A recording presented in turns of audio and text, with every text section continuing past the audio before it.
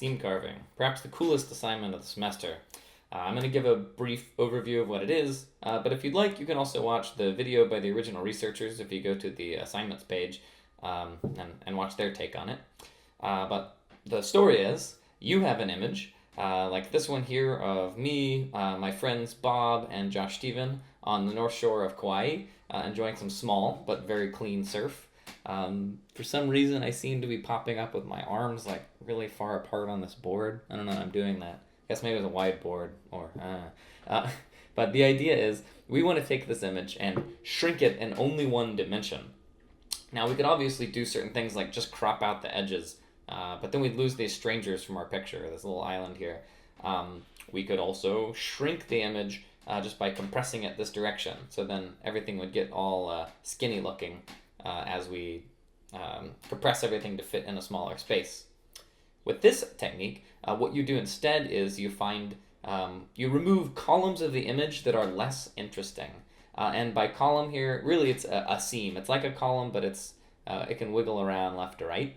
And the idea is we don't really care how far apart Bob and I are on this wave. So whenever you run this algorithm, somehow it knows, okay, we're going to throw away this information because that didn't matter so much. It's boring stuff. Same deal with this island, right? It's nice, but who really cares about this part?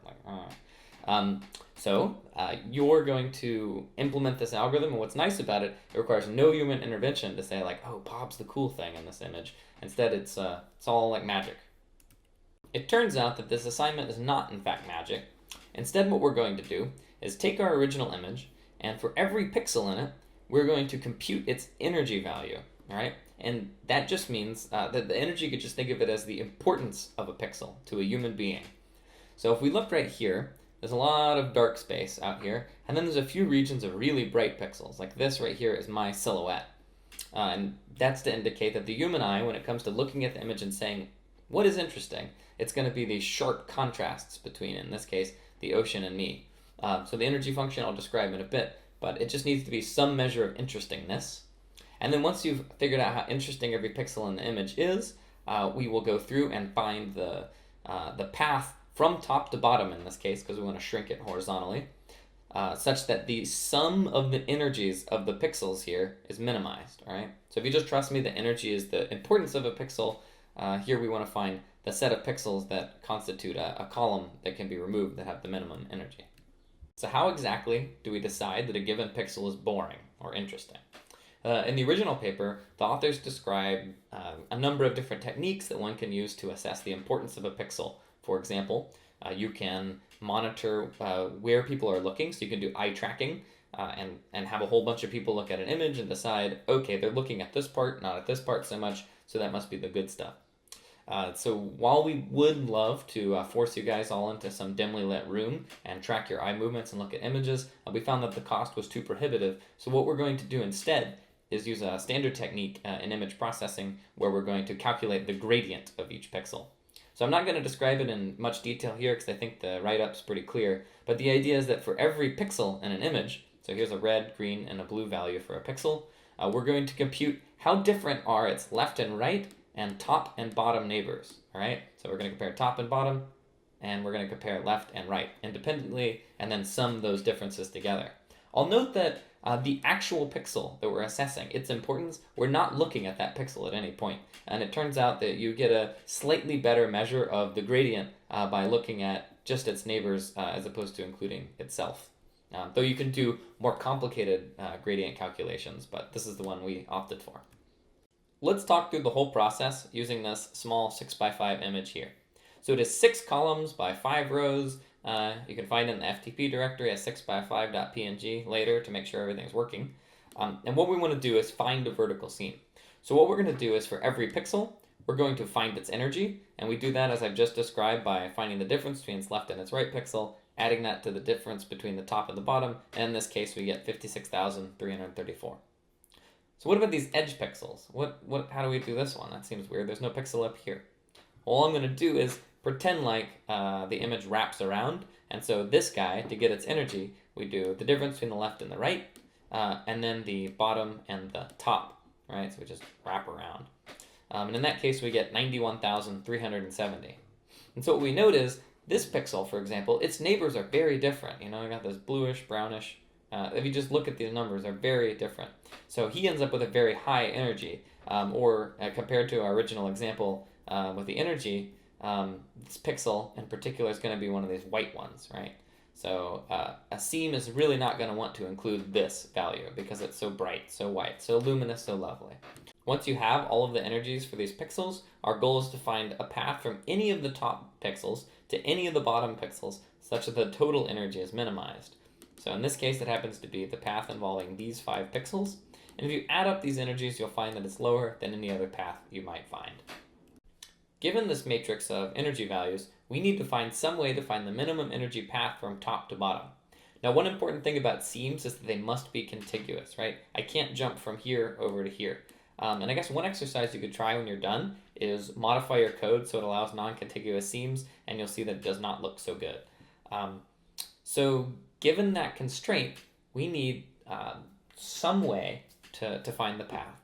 Now, I'll mention that the greedy algorithm, which is pick the lowest energy pixel in the top row, let's say this one, and then its lowest energy neighbor below, and so forth, that will not work. I mean, it works in this little example, but on general images, it will not work, right? Because just because some pixel at the top is uninteresting doesn't mean that it's the root of some path that's going to be uninteresting all the way down. So what can we do that's smart with these energy values? One very natural approach is to just treat this energy matrix we have here as a graph, in particular, this graph.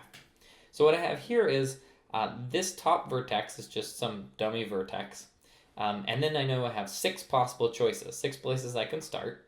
And each of those vertices here I've annotated with its energy.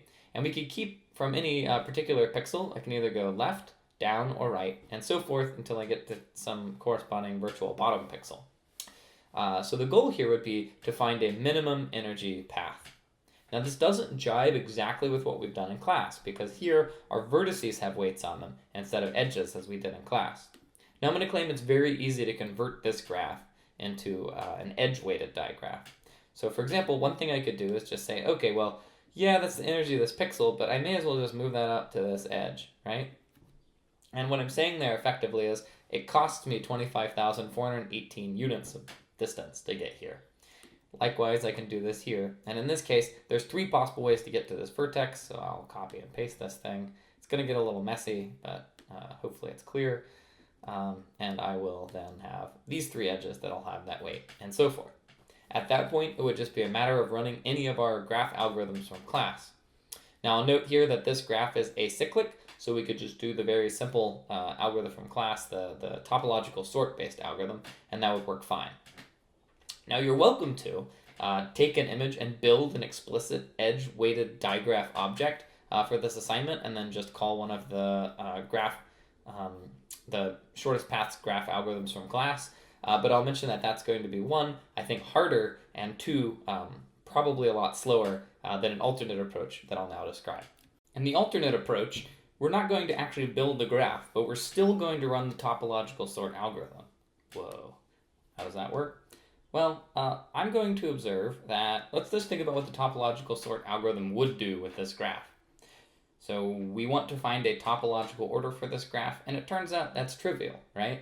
We relax the top vertex, because there's no arrows coming into it. Then we relax each of these in turn, because they only have this top vertex pointing at them. Then we relax these, then these, and so forth. So we don't really need a graph to build one to actually do this. What we can do instead is just emulate that process. So let's do that down here in this spreadsheet.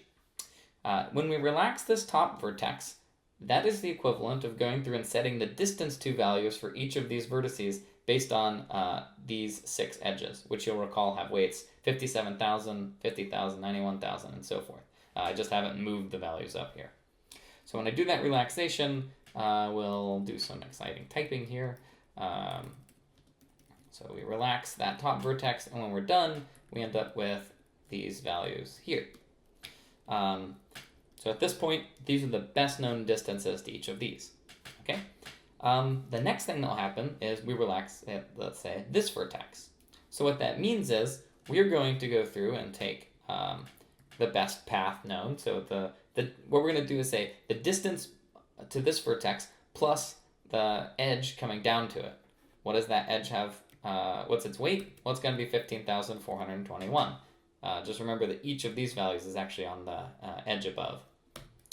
So we calculate that. The next one is we relax this edge. So again, that's 57,865 in this case, plus 56,334. And then we relax this edge, let's say. So 57,865 plus 25,496.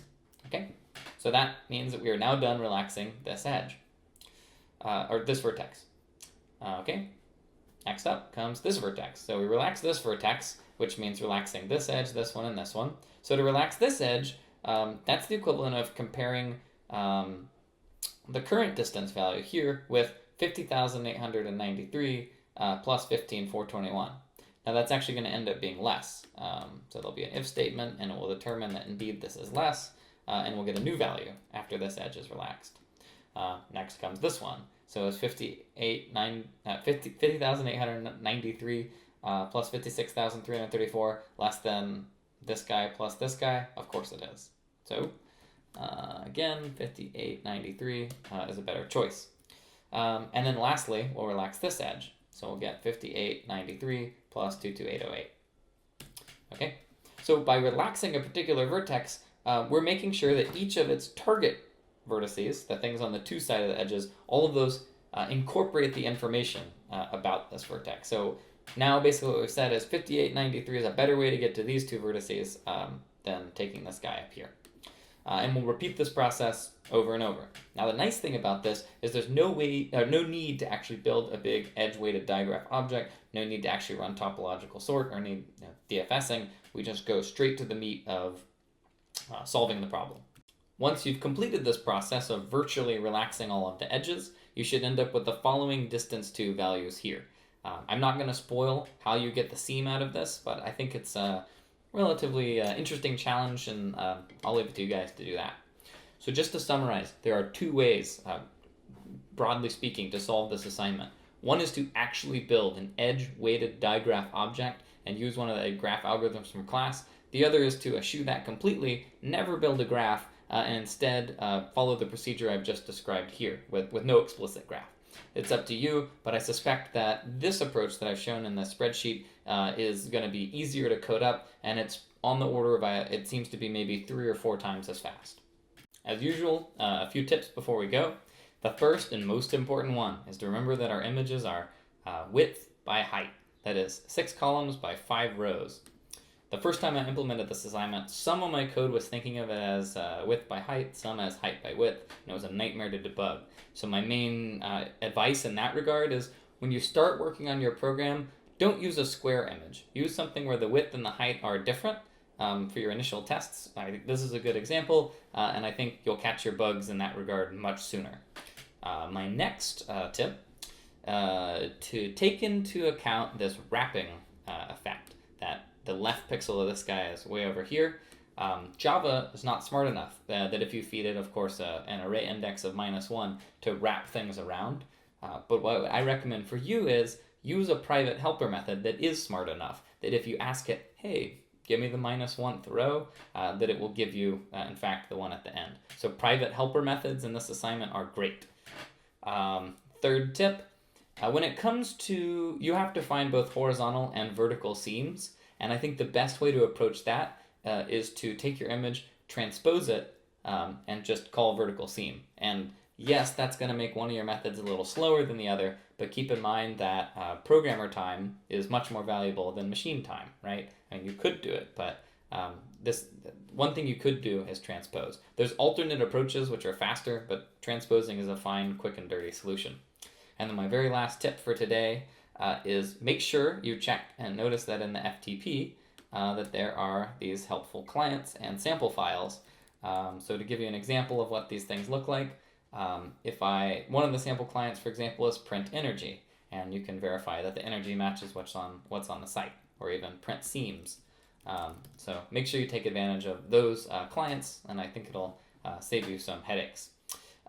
One other thing to mention is that for small images, the print clients are very helpful, but of course for a big picture like me out in the ocean, it's just going to be a bunch of garbage. So we also have show seams and show energy, which will generate images like the ones at the top of the page. These ones right here. Okay, so that's all I have for you guys this week. Hope you enjoy the assignment, and I will see you next week.